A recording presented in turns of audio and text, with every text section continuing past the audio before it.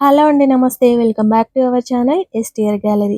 ఈరోజు వీడియోలో అందరూ ఎంతో ఇష్టపడే టమాటా రైస్ని ఎలా ప్రిపేర్ చేసుకోవాలో చూపించబోతున్నానండి.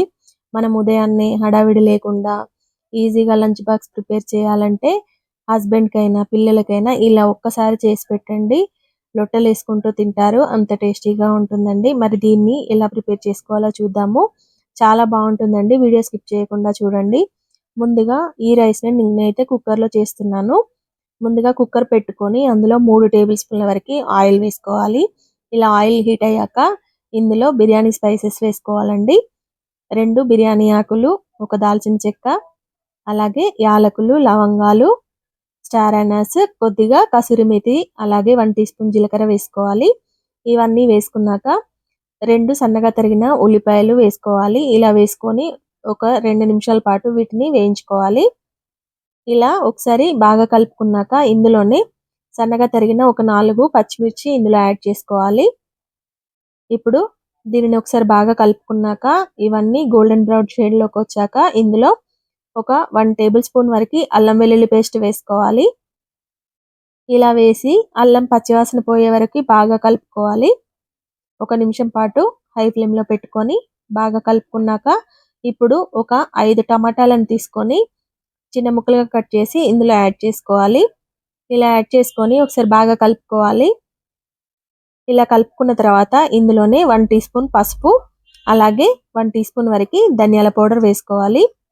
తర్వాత ఇందులోనే 1 టీ స్పూన్ వరకు బిర్యానీ మసాలా, అలాగే 1 టీ స్పూన్ గరం మసాలా, రుచికి సరిపడా ఉప్పు, అలాగే 2 టీ స్పూన్ల వరకు కారం వేసుకోవాలి. ఇందులోనే కొద్దిగా పుదీనా, కొత్తిమీర కూడా యాడ్ చేసుకోవాలి.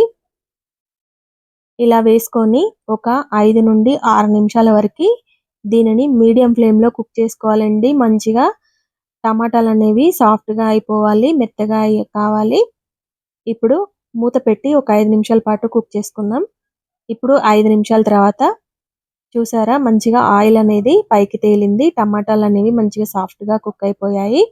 ఇప్పుడు ఇందులో ముందుగా నేను ఒక 500 గ్రామ్స్ వరకు రైస్ తీసి కడిగి పెట్టుకున్నానండి. ఇలా నానబెట్టిన బియ్యాన్ని ఇందులో యాడ్ చేసుకోవాలి. నీళ్ళన్నీ వంపేసి ఇప్పుడు ఈ రైస్‌ని కూడా వేసేసి మంచిగా ఒకసారి కలుపుకోవాలి.